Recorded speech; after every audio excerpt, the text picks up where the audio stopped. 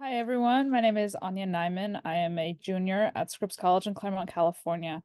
I'm thrilled to introduce the 12th and final program in our 2023 series, The Political Mandate of the Arts, organized by the Student Council and presented in partnership with the Venda Museum, the Thomas Mann House, and Dublab Radio. The Student Council consists of a team of high school, undergraduate, and graduate students who invite prominent guest speakers to discuss topics relating to art, culture, politics, and society. In conversation with visual artists, musicians, dancers, writers, theater and filmmakers, cultural critics, curators, and others, we explore how the arts can make a difference in times of social and political crisis, on what social issues they can give new impulses, how they can help shape local communities, and how the alleged freedom and autonomy of the arts might impede or help the arts in terms of social and political significance. We welcome our viewers on Zoom as well as our listeners on Dublab. Today's interview will be conducted by our council members Emma Larson, Lexi Tooley, Natalie McDonald, and myself. Past interviews, we've hosted Palestinian poet Gaia Hamadoun, LA-based choreographer Heidi Deckler, and producer Elizabeth I. Our colleague Gina will put some of the links to those recorded interviews in the chat. Today, we are very happy to welcome as our guest speaker Myriam Boulos. Boulos was born in 1992 in Lebanon and has been working with the camera since she was very young.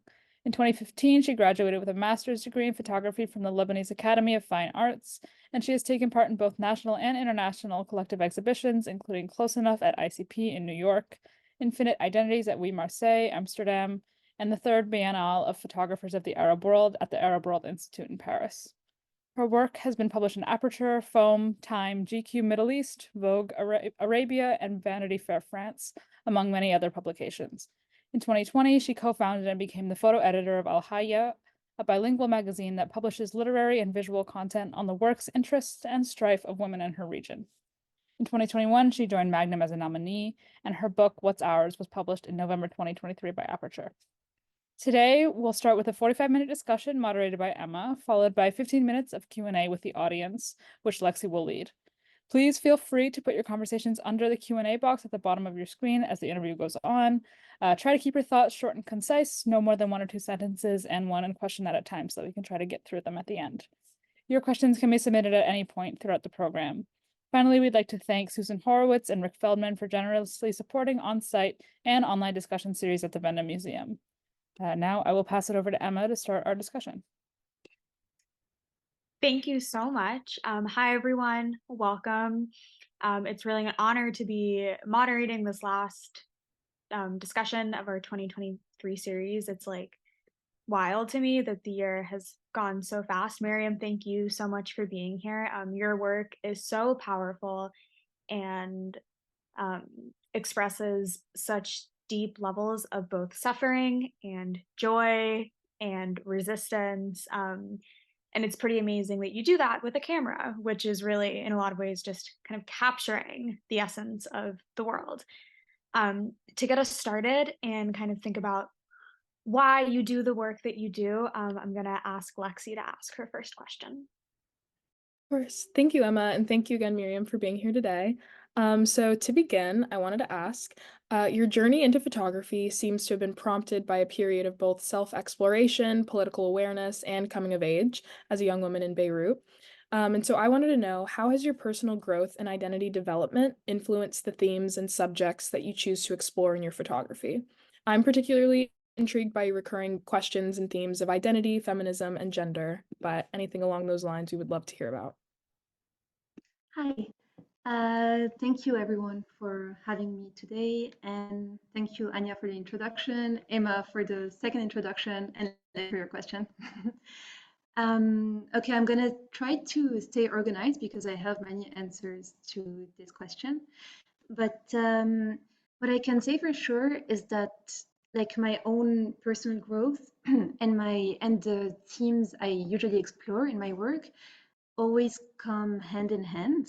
Like they're always very much, yeah, very much linked. And I think it's important to say that I'm not the kind of photographer who's gonna sit and brainstorm and think, what am I going to work on, or what am I going to explore? It's more like things kind of impose to me, like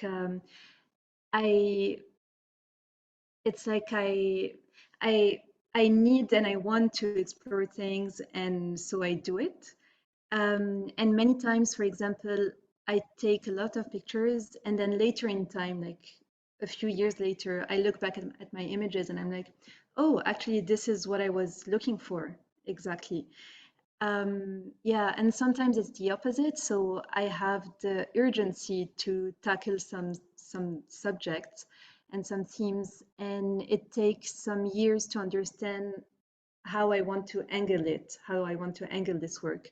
So yeah, it's always like both feeding each other all the time. And you know how some people use words to express themselves and communicate. Like I personally use images. Like this is my language. And like images are like my diary. So yeah. I don't know if this answers your question, but yeah.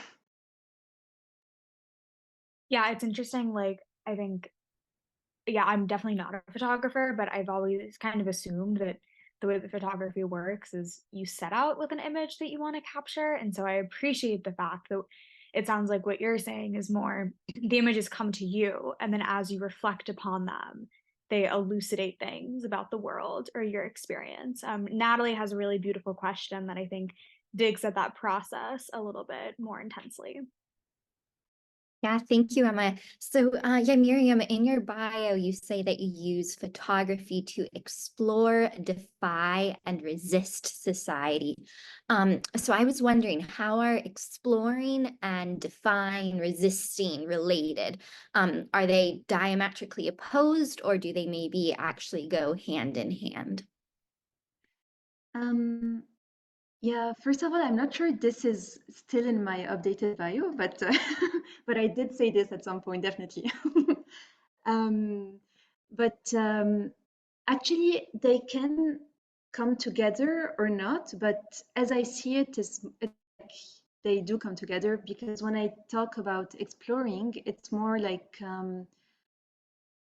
becoming aware of an environment in which we are, and listening to the experiences of other people in the same environment. Um, and then comes the defying and the resisting. Like it's a way of, for me, they do come together. Like, first of all, you understand where you are, and yeah, and then you speak up and you resist and you refuse. And yeah, does that make sense? Yeah, Absolutely. Yeah, I think that's a really beautiful way of putting it, that you kind of need to bear witness before you can effectively resist. definitely, exactly. And this is a big part of the work of a documentarist, like to bear witness. Yeah. Absolutely. Yeah. And Yeah. I just, Oh, go sorry, ahead. I'm interrupting you. I just wanted to answer to something you were saying, Emma, before Natalie asked her question, because you were talking about how usually photographers, how you thought that most of photographers have one image in mind and then they just go for it and they do it. Actually, lately I've been working through, like my approach became very collaborative. So I work with people and I ask them how they imagine the image. So there is this process also, but we never have like this box that you're trying to tick or to fill. It's like we create the image together and we listen to each other to see how we could create this image. Yeah, so it's never a stiff and preconceived idea. It's more like discovering on the way. And I think that this is what documentary is about, like having one idea, like starting with one idea and then on the way learning. Yeah. And you have to have other, in my opinion, you have to have other people involved to learn. Because if you're just like existing in your own head, you're not getting you're not exploring the full picture. You're not, getting the full picture. Yeah, Um, yeah. I think it's about encounters, like encounters with people, with objects, with nature, with anything. But yeah, it's about encounters for me. yeah, and I think that well, so I'm gonna ask a question that kind of talks about feminism and its relationship to your work, but also more specifically to the patriarchy. And I think that you're beginning to answer it because obviously your approach to photography is a little bit more creative and collaborative than I think I was envisioning when I asked this question, but I'm still curious what your thoughts are. Can you talk a little bit more about how photography as an inherently hierarchical act, as in someone is capturing the image of another? Some could even say that it's a patriarchal act. And I mean, it's definitely acted that way in society for a very long time. How does that intersect with your work when you are in control of creating to a certain extent? How does that interact and intersect with this really deep commitment you have to exploring feminist and pushing forward feminist values in your work? Yeah, I want to say that I completely agree with you. Like, photography has been historically a very patriarchal medium and also colonial. Uh, I think we shouldn't be afraid of saying this. And it's part of my work actually to deconstruct this because while I was studying, I was taught a very, like, not a very, but a conventional approach to photography. And so for me, I think it starts with consent. And this brings us back to encounters. Like, I think photography is like any encounter in life. It's you're supposed to have consent at every step of the way. And because actually, like a few years ago, I used to take pictures without really asking for the consent of people, and I didn't really realize the the repercussions of this and my responsibility as a photographer. And I became very aware of this during the revolution in Lebanon. Like suddenly, I realized that by documenting my own experience of this moment, I was actually documenting a collective story and the story of so many other people. And I became aware of the fact that I couldn't just use other people's faces and bodies just to express myself. And so this is when like my approach really changed during this phase. And this is the moment where I started to include text in my work. And I think that text is also one of the answers because it's so like through text that we can listen to other people. And text also gives some agency to the people in the pictures because as photographers, we definitely are in a position of power. So it's important to share this agency and to like this brings us back again to the idea of encounter because I became very much interested in the moment of this encounter and how the photographer brings our own world to the image, and the people in the picture also bring their own universe to the picture. And so yeah, I'm sure there are other answers that will come during the conversation, but this is what I can think about, like collaboration, text, and consent. Yeah. Yeah, collaboration, consent, and like it's a product that is not just of your making. I think you're intentional about that. Yes. Anya has another question that kind of speaks to the bridging between the personal and the production that's involved in photography. Yeah, you may have answered some of this question, but maybe it will spark some others. You have said that the photographs you take are always linked to personal obsessions or have to do very much with your own experiences. And you've even mentioned that you have kind of changed the way that you've photographed based on your own participation in the things that you're photographing. So I guess given the content and kind of political or social aims of your photography, how do you think about your own role as a photographer and maybe even as a participant? How do you draw the connection between, what is obsessing you, what is interesting you, your body of work, and your aims in terms of like representation? And then maybe that can uh, uh, also lead into a discussion about collaboration also. Yeah. Again, I have many answers to this because from one side, when I hear representation, I think of how images are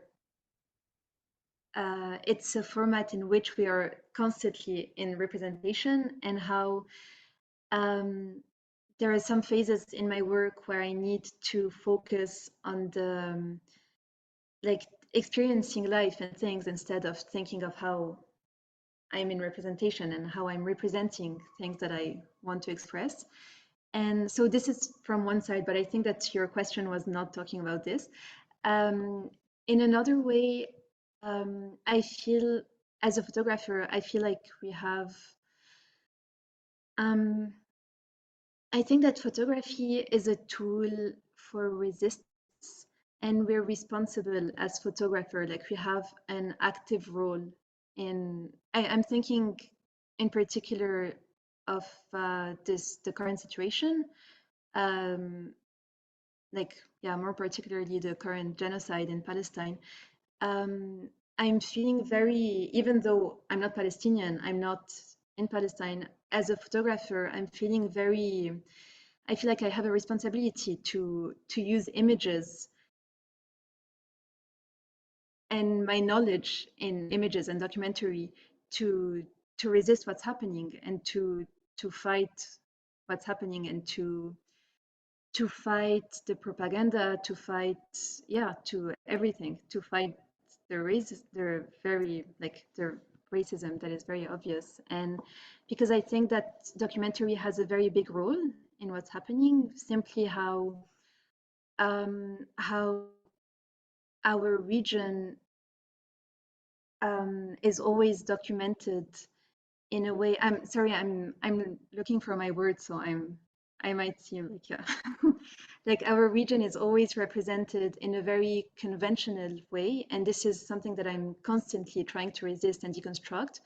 And like, as Arab bodies, we're always like, our pain is normalized. And this is why I really appreciated when you started the talk by saying that I document pain, but also joy, because I think that joy is a very essential tool for resistance. Like, simply existing sometimes is a way of resisting. But yeah, I can talk about this for hours, but I want to make sure that I'm answering your question. No, I actually appreciate your answer because I have another question that I was going to ask about Palestine and about images, given what's going on against Palestinians right now. And my question was more about kind of this, like, professional or journalistic or documentary photographers and the difference between those people and, like, photography of witness on, like, the grassroots level that has been, I think, like, circulating in certain spheres of Western media, not all.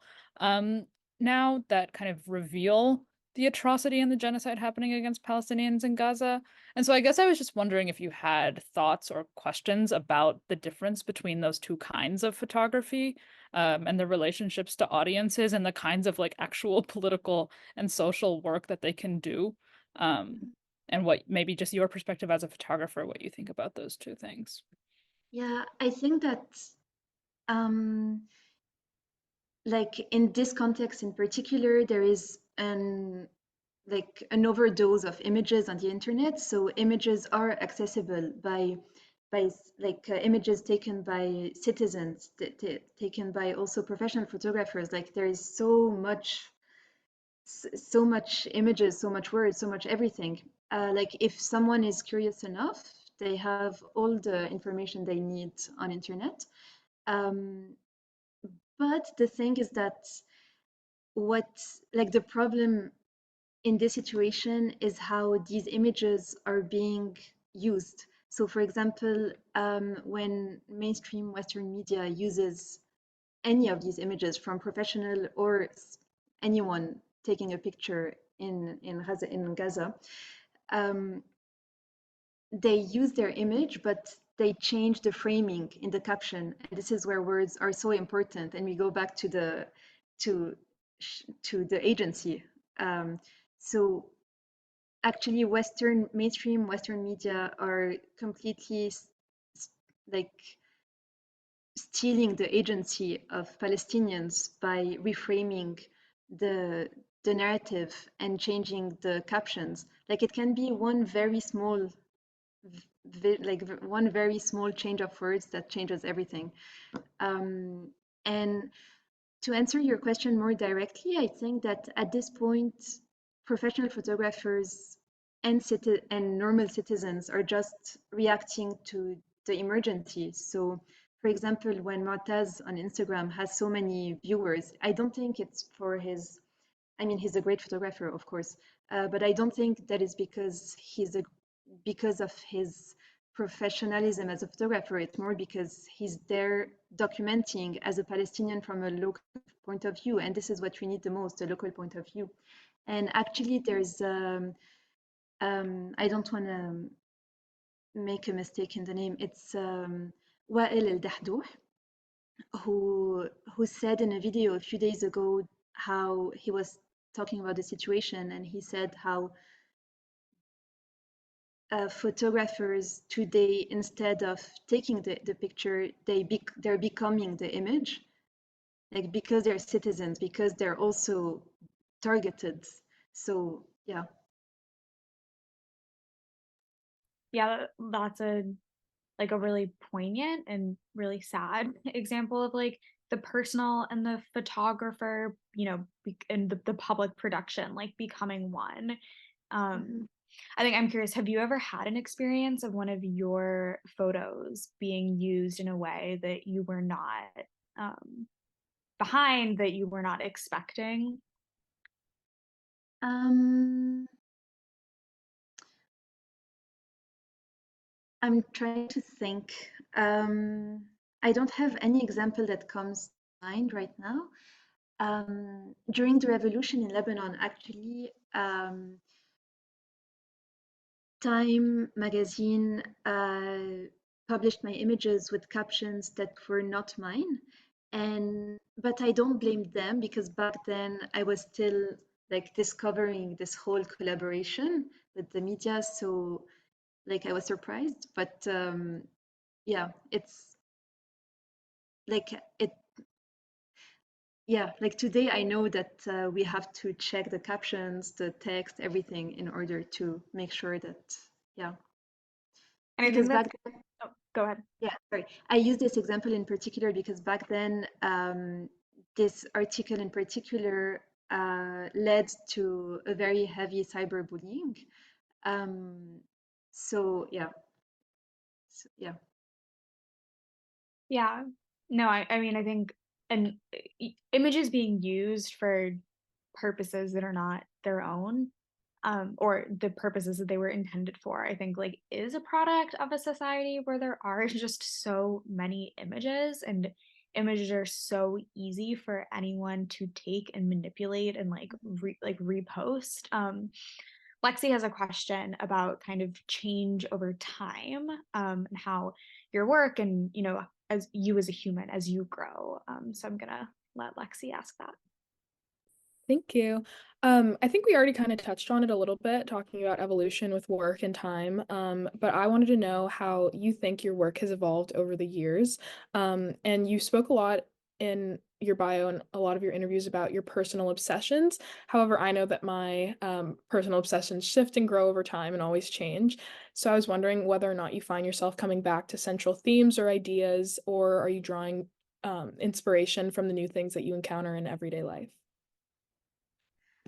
Um, yeah, actually, my work has changed a lot during the year. It's more that my approach has changed, but and of course the themes evolve.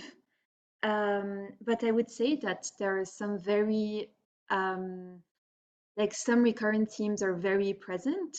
For example, I'm obsessed with simply putting a light on things that are normalized and oppressed when they shouldn't be. And I think that for now, until now, my three big series, like bodies of work, were at first Beirut's nightlife, and then What's Ours, which is my documentation of intertwined revolutions, and then Sexual Fantasies, which is my current ongoing project. And all of them kind of in all of these projects are different contexts in which I'm trying to exteriorize things that you are taught to bottle up and silence, and literally with my direct flash, literally put a light on these things that are oppressed and normalized when they definitely shouldn't be. Yeah. And but of course, like I'm thinking out loud because your question like made me think of this. I think that there are these like this main thread, but my special interests change, so the context change. Yeah. I'd be curious to know, do you feel like the specific contexts come to you? Like like, you know, for the nightlife, like how did that project, what inspired that? Yeah. Um, yeah, actually, this started in a very it started in a weird way because I simply wanted to photograph like the texture of the stairs in one particular bar, one particular club, and I went there and then I started taking pictures and I started doing researches about this this club in particular, and like everything led me to different things. For example, this pub happened to be like it initially was the club of the chalet of the owner in which he used to party with his friends during the war in Lebanon. And after the war, he built this pub, which is completely underground, and it was actually built next to the Beirut port where there was the explosion a few years later.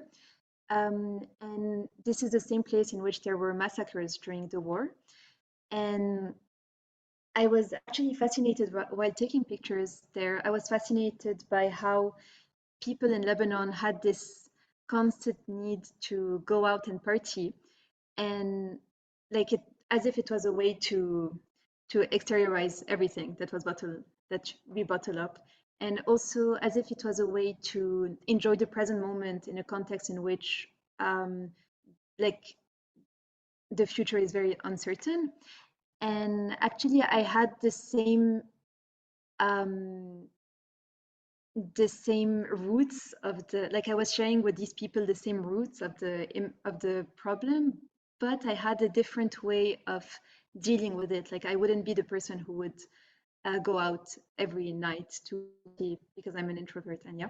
So I was kind of fascinated by their way of dealing with it. And actually, later in time, I realized that I was through this project, I was also exploring my own neurodivergence. So yeah, it's always yeah.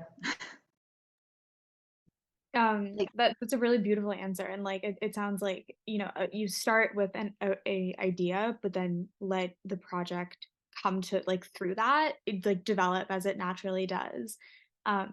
Which, I mean, maybe this is like too much of a stretch, but talking about people going like clubbing and enjoying life and like that being the way that they're holding on to hope. When you talk about your photography, it sounds like, you know, you use words like fascinating and explore and an encounter. And I think that, like, to me, those words inherently have hope and survival baked into them, which I would not call selfish, but I wonder if it's connected to some language that you used to describe your photography. So I'm going to let Natalie ask a question now. Thank you, Emma. Yeah, so in the aftermath of the 2019 revolution and the 2020 Beirut explosion, Miriam, you observed how aggressive making an image was. And you said, especially with the approach I was using, it was almost selfish in some ways. And that just struck me as a really interesting kind of way of describing the process of photography. So I was wondering if you could say more about that. yeah, of course. Um, Initially, it was mainly because of what I said about using other people's faces and bodies to express whatever I needed to express, which is, let's face it, pretty much selfish. Um, but also, I realized that I became very aware of the power of images, and I realized that through images, I could put people in danger. For example, someone who's not supposed to be protesting and that is shown in my image, like it's very tricky. And this is where consent is so important also. And also, for example, another way in which not the selfish part, another way in which images can be dangerous and image making in general. Like I realized later also how much the same images that we take in order to take space and simply exist can be used against us. For example, I don't know if, okay, for example, I'm not doing I'm not like advertising my book, but for example, this picture, which ended up being the cover of the book. It was a picture taken during the revolution, during the first week of the revolution, and I never really looked at the picture. Like I kept it in my drawer in my hard disk. And then 2 years later, Vanity Fair contacted me and asked me if I had a kiss picture for their cover. And I went back to my archive and then I was like, oh, this picture. And it was actually an ongoing conversation with the people in the image, because like one of the person was like, of course I want to show this image to the world. And like, why, like she was even like, I wish my face was more, like we could see more of my face in it, because she's the one who's less visible in the image. And the other person was not fully comfortable with this, like with this image being published because of some personal reasons. And it took us 2 weeks of conversation. Of course, I told her, if you have 1% of doubt, we're not doing this. And it was like we discussed a lot, and then she told me, I want to do it. And she told me that she felt like it would be more liberating than anything else. And like now that the book is here, I cannot bring, like I'm not gonna distribute the book in Lebanon because this picture and the cover could put them in danger. So, and could be used against us. And yeah, does that answer your, yeah, it does answer your question. Yeah.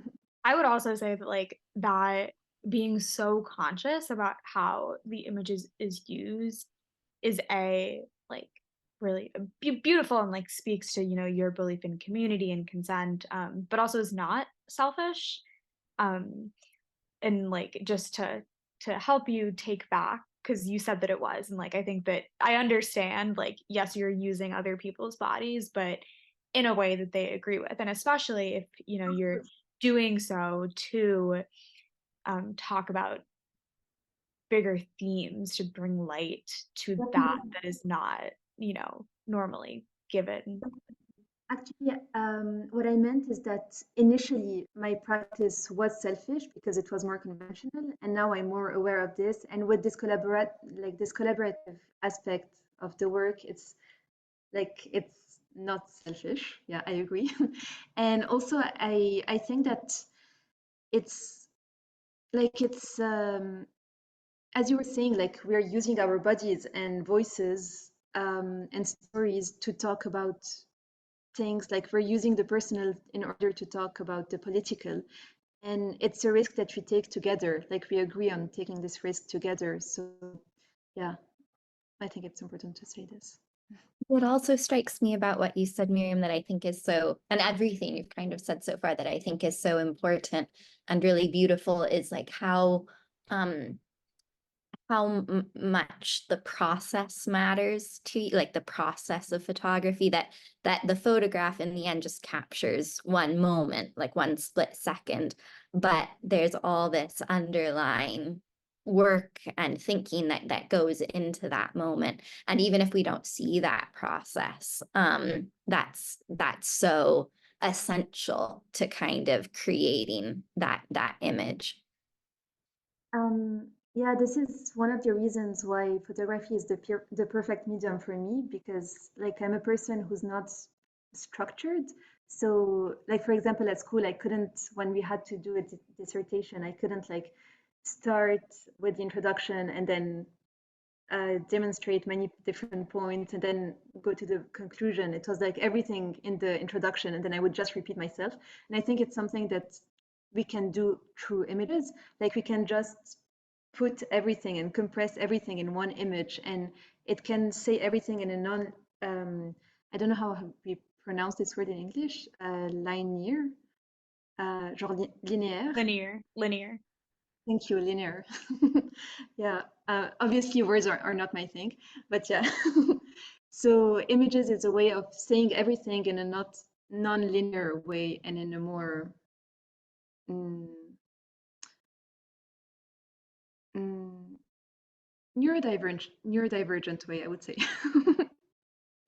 Yeah, And a personal like way. exactly in my own way. Yeah. Yeah.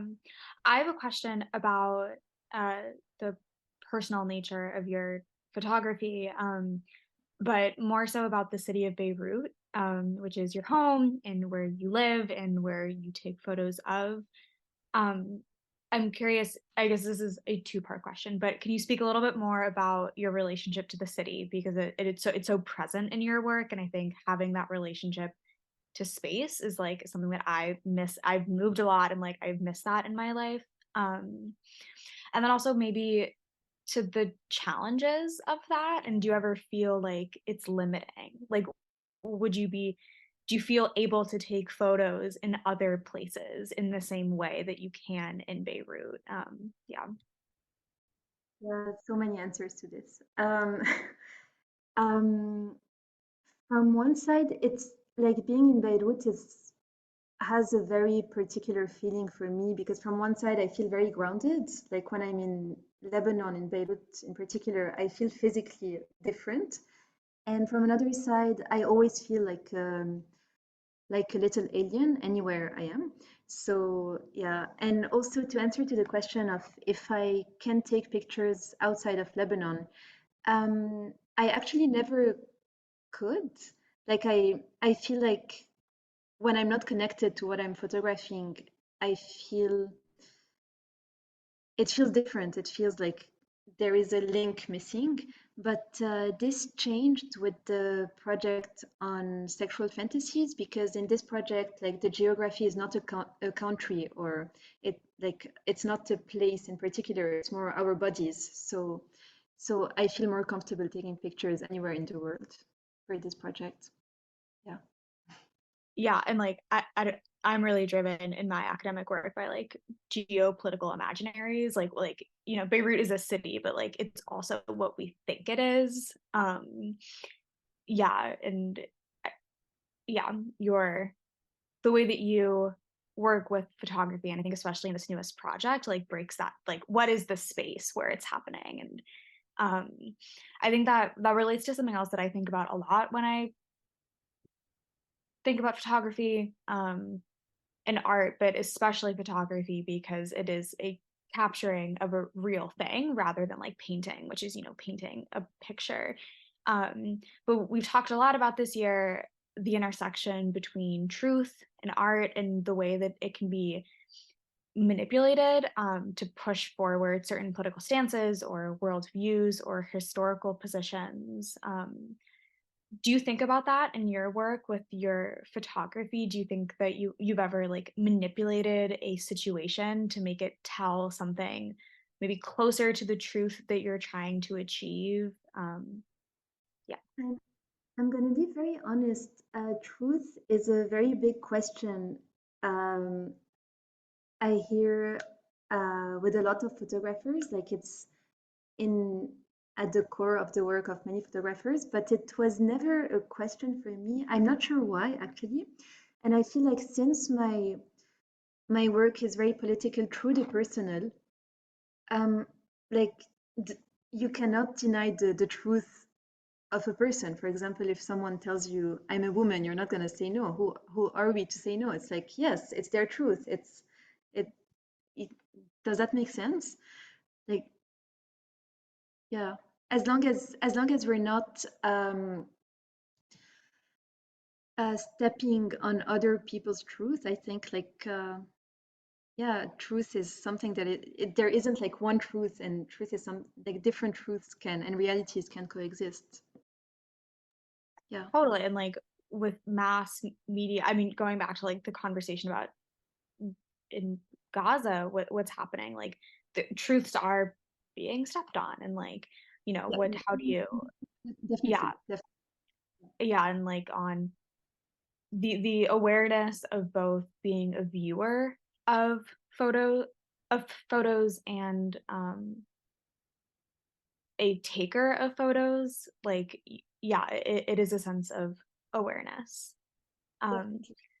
yeah. This is what I meant when I was saying, I said it in a very indirect way, but when I was saying as long as your truth does not step on some, I almost said does not occupy someone else's truth, but yeah. Yeah. Okay. With that, we're gonna close our discussion from the panelists. Myriam, thank you so much for these Oh, thought-provoking answers. You've changed the way that I think about photography as a medium, which is exciting. Before I hand it over to Lexi, who's gonna lead the Q&A, just audience members, feel free to put those questions in the Q&A box.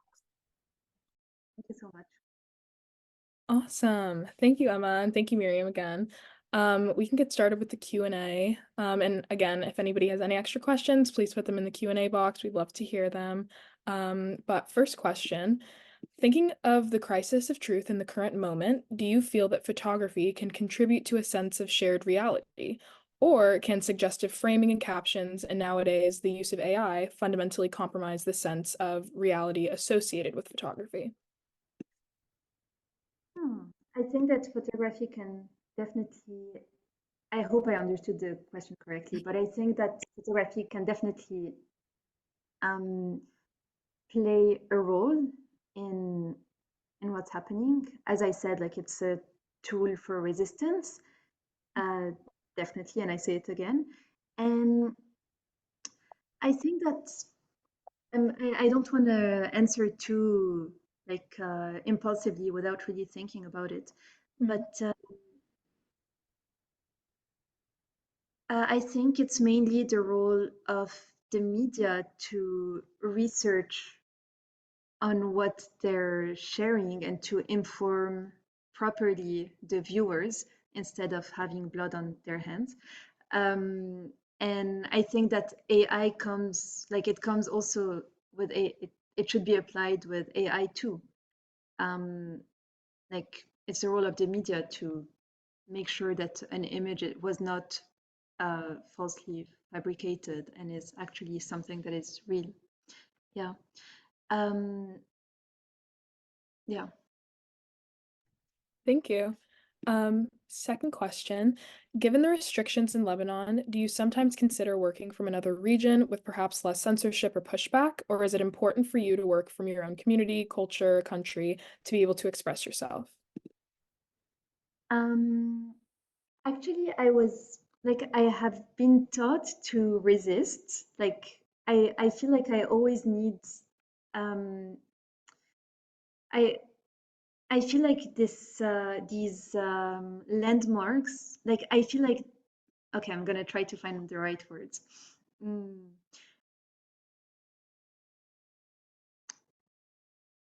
I feel like these barriers are kind of landmarks that um, on which I have been taught to resist. I like, for example, when I'm outside of Lebanon in a country where there is electricity, where everything is much more easier, I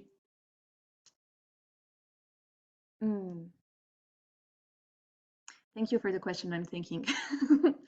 um, like for example, when yeah, I think that I need to like my questions are very much rooted in Beirut for now. For now, maybe it's gonna change with time, but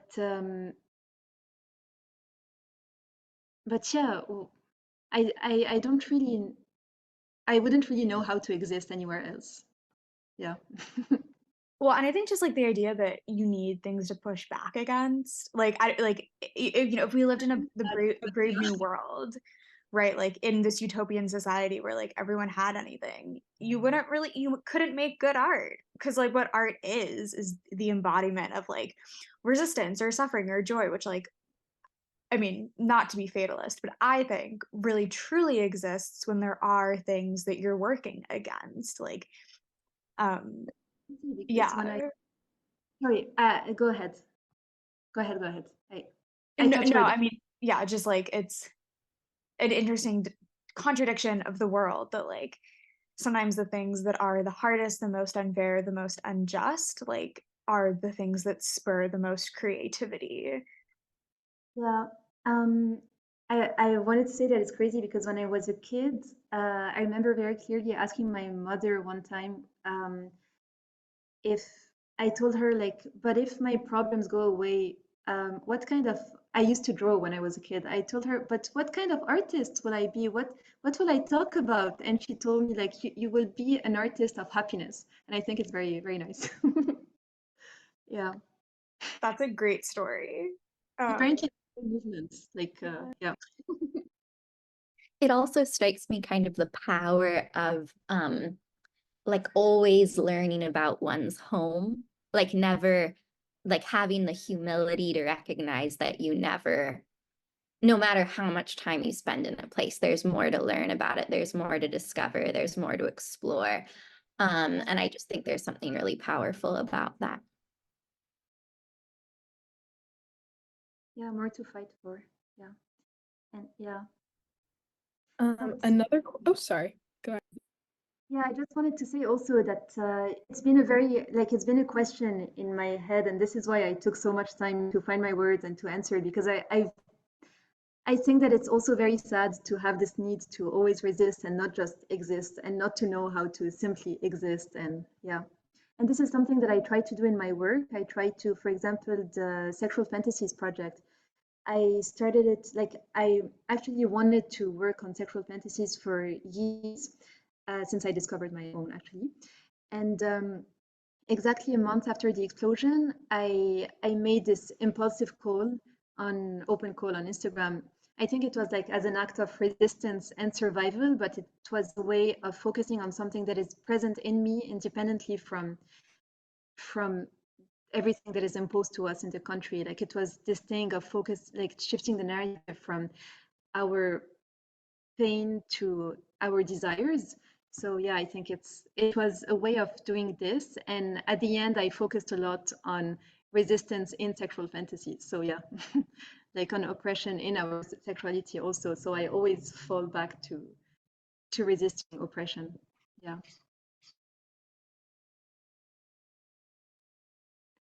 Another question that we had was along kind of the same lines. You spoke about deconstructing the colonial tradition and mainstream photography. Can you give an example of how that can work, or how can you prevent viewers from interpreting your work in a stereotypical way? Yeah, actually, it's something that I've been told in one of the Magnum posts.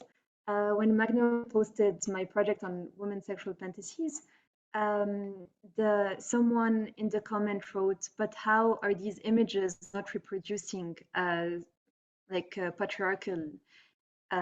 patriarchal gaze?" And for me, it's not in the image itself; it's much more in the process, like in how we create the work and like in the approach, because the image can be again the image can be anything, like yeah, as long as, um, for example, if I choose to to take a selfie showing skin, someone can tell me, yeah, but you're reproducing the male gaze, like showing your body.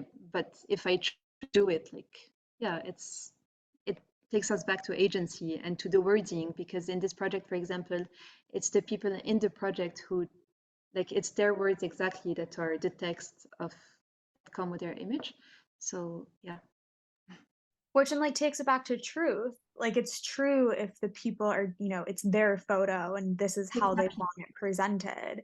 Um, and like, yeah, I can imagine people's responses to that is like in defense of the subjects, where you're saying no, like this is what they want. They're not being exploited. This is their agency, and like I think Exactly. our world, there are such like strict lines in our world where it can be when things go against the grain, people's immediate reaction is like, don't to defend, but it's like sometimes the resistance is in a way that could look from an eye, a little more of a traditional eye, to be exploitative. Exactly. And unfortunately, we're running out of time, but for our last question, what are your hopes and goals or aspirations for photography moving forward? And do you have any advice for young aspiring photographers? Oh, wow. Okay. I'm going to start with the second question. I would just say to follow your guts and to not try to fit in anything and just try to be yourself because, like, yeah, I feel like when we start photography, we always try to reproduce images that were already done or ways of creating projects, etc., that are how they are supposed to be. But it's actually when we explore whatever we have to give that something real comes out, I think. And hopes for photography. Whoa, that's a big question. Um, um, to continue to take space through images and yeah to be heard through images as much as like we're used to be heard, like people are used to be heard with words. I feel like images are less it's a language that is less accepted. Like a lot of people say they are afraid about the fact that we have too many images out there. Like no one ever said we have too many words out there. It's like, yeah, just to take space with images and to this is more from my work, like to continue to use images to denounce normalized violence and oppression. Yeah. Thank you. So just to wrap up, I want to say thank you, Myriam, so much for being here today. I've thoroughly enjoyed this conversation with the Student Council, just being able to talk to you and learn about your experiences and work and some of your opinions on some of the questions that we asked. And I would also really quickly like to mention that this is our last program of Political Mandate of the Arts, which, as Emma was saying, is crazy. Can't believe we've been here for a year doing all these amazing interviews. So thank you, viewers, for tuning in throughout the year, and thank you to the rest of the Student Council. I would like to let you know that the Student Council will host a new interview series in 2024, beginning next month in January. So please stay tuned from the Venda Museum or Thomas Munn House websites for more information. Trying to see, is there anything else? Again, thank you so much, Myriam. Thank you so much, all of you.